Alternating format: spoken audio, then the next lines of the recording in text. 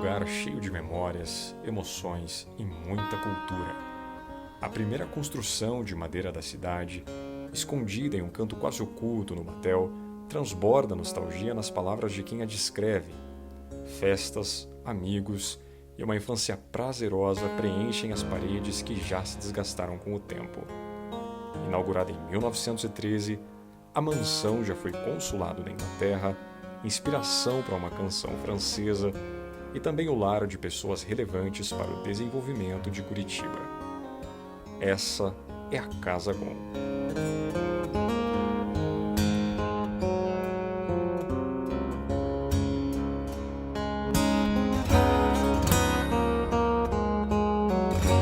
Após servir como voluntário na África, o inglês e exportador de erva mate Harry Herbert Cohn fez pequenas passagens por alguns países, chegando finalmente ao Brasil.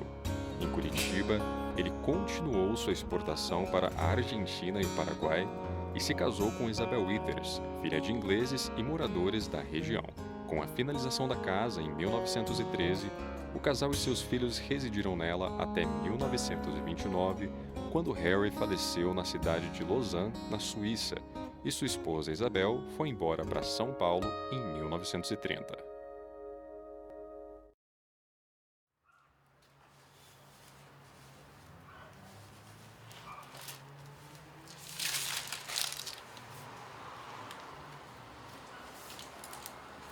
A casa passou a ser residida pelo filho primogênito, que era o meu pai e se chamava Harry Blas Gon. O meu pai conheceu a Luísa Bueno e casaram-se. E passaram a viver naquela casa. Meu pai depois, em 1939, por ocasião da eclosão da Segunda Guerra Mundial, ele foi convidado para também ser cônsul. E ele foi cônsul britânico até a meados da década de 1950.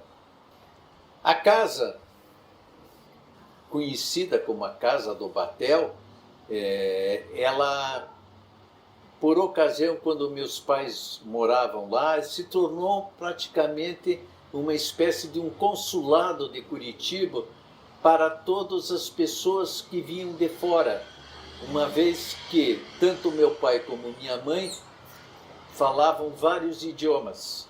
Muitas vezes o governador encaminhava as pessoas para que meu pai e minha mãe recebessem. Entre essas pessoas surgiu um compositor francês que compôs uma música baseada na experiência da visita daquela bucólica Curitiba de meados do século passado. E a canção se titula Monsieur le Consul à Curitiba. Essa canção ganhou o Festival de Deauville em 1950 ou 51.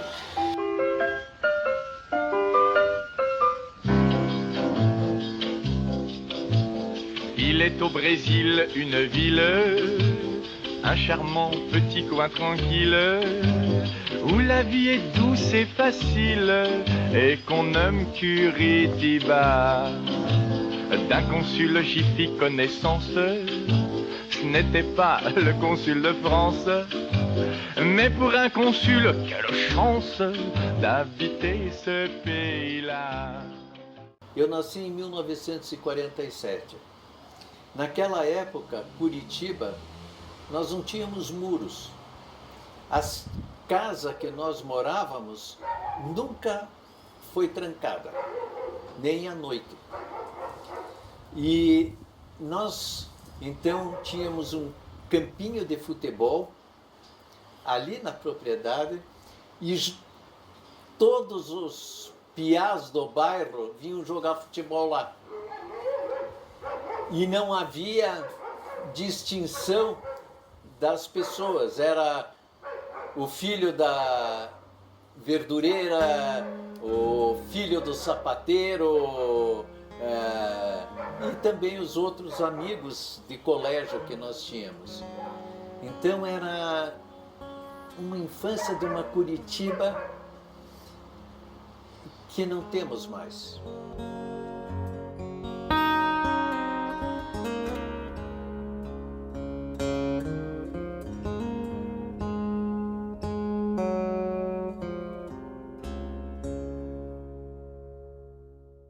Ali no Batel, todas as casas, a grande maioria, tinha um quintal, tinha pomar, horta, e isso era o que ocorria na casa que nós morávamos. Nós tínhamos estábulos para vaca, cavalos, tínhamos criação para consumo próprio de coelho, de galinha, e as verduras eram todas a horta, que era banhada por um rio límpido, na época o Rio Belém.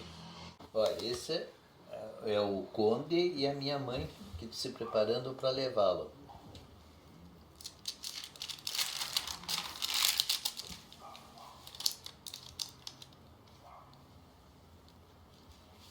A minha mãe tinha esse avião aqui, olha. Ah, é esse que era o dela. É.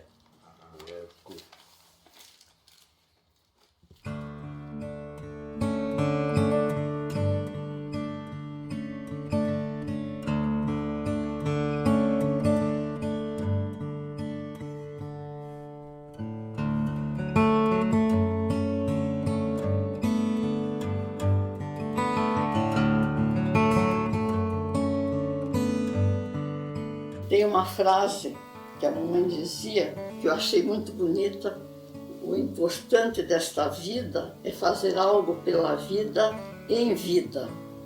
E ela desenvolveu-se com maestria, elegância, humanismo, a missão que assim se impôs. A mamãe, em 1942 ou 43, ela tirou o brevet de aviação. E a mamãe foi uma pessoa que se destacou na época, porque ela foi presidente de diversas instituições, União Cívica Feminina, fundou o bandeirantismo aqui no Paraná, também foi da União Brasileira de Aviadores Civis, BAC, e ela, num congresso, ela sugeriu e foi aprovado que aproveitassem os pilotos civis, quando usassem os aviões, levassem sementes e jogassem para fazer o plantio, não é? A mãe era da plantação de árvores, ela não concebia derrubar um pinheiro, derrubar uma árvore, não passava pela cabeça dela. E tinha um gênio maravilhoso, porque estava sempre sorrindo.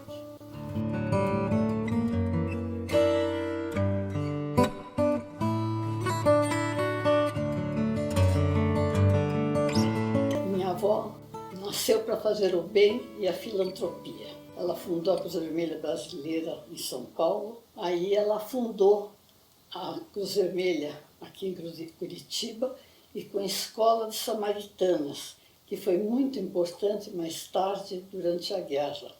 E ela foi quem doou o terreno para o Hospital de Crianças aqui, onde agora é o Pequeno Príncipe, mas antigamente era o Hospital de Crianças.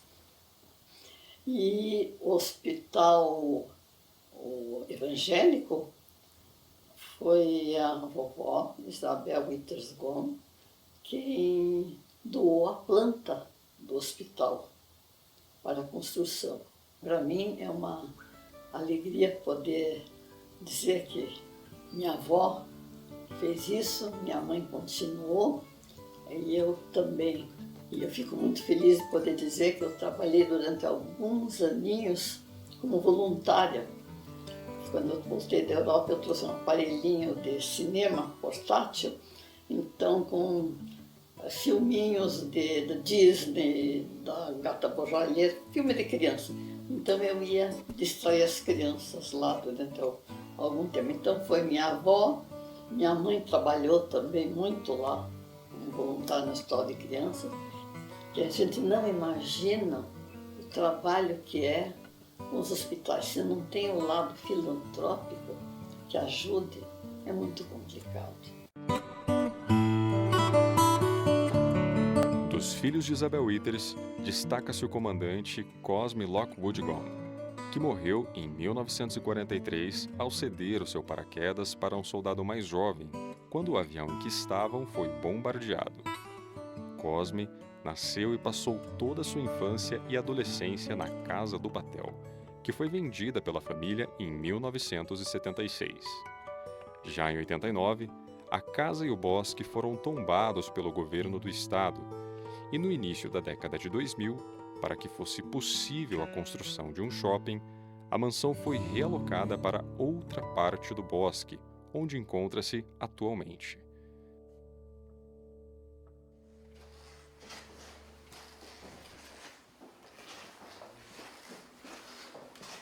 Quando se fala das dificuldades de projetar um trabalho em uma casa como essa, né? E as etapas que eu enumerei, que é levantar, cadastrar, projetar e relocar, elas realmente têm que ser extremamente organizadas e, digamos assim, concatenadas de modo que uma não atrapalhe a outra. E quando fizemos o levantamento, tivemos que fazer um mapeamento de tudo que nós registramos, tudo que nós desenhamos, tudo que era então definido como essencial do projeto original para que daí, em uma fase 2, em um galpão organizado também como projeto, pudéssemos organizar, numerar e catalogar. Algumas peças eram catalogadas por unidade, outras peças eram catalogadas por painéis, porque a gente vê a necessidade de não perder a referência. Porque se você pensa que são tábuas, na sua grande maioria, então são milhões de tábuas, né? De todos os tipos, modelos, tamanhos e origem, né? Claro que o pinho é aqui a grande maioria, mas nós temos o pinho, a embuia, temos alguma coisa de peroba e essas qualidades, digamos assim, dessas madeiras, elas tinham uma variedade muito grande de manuseio. Esse galpão armazenou tudo de maneira muito clara para que na remontagem a gente não perdesse e não tivesse o risco de colocar painéis que estavam do lado direito, linha A, colocasse do lado esquerdo, linha A. E isso foi um trabalho de formiga, de fato, muito minucioso, mas ele tinha uma frente de pessoas desmontando, limpando, restaurando, catalogando. Uma frente de pessoas pegando dos galpões de armazenagem e remontando nos locais. E nós, que conduzimos a coordenação da obra, fazíamos a vistoria. Nisso foi gradativamente. O que foi aproveitado integralmente foi para casa, o que foi reposto por uma qualidade já muito ruim foi colocado com a mesma madeira. Então a gente foi fazendo as 3 etapas, de modo que no fim da obra vieram só os acabamentos finais de pintura e de instalações sanitárias.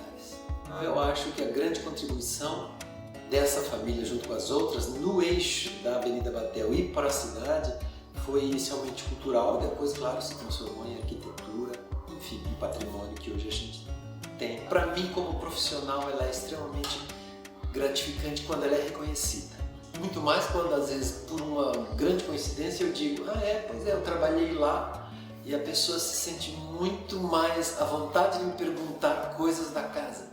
Isso é muito gratificante. Aí sim é o que eu falo como é o lado pessoal, porque a satisfação quando se trabalha com patrimônio edificado vai um pouquinho mais além, porque trabalhar com o que existe anteriormente, sem partir de uma total novidade projetual, ela implica sim ter relação e ter sentimentos que te envolvem com esse objeto. Você não faz um trabalho desse se você não vê valor agregado a isso. E esse valor extrapola a madeira da casa. Ela atinge, como eu falei, por ser um bem tombado, a comunidade.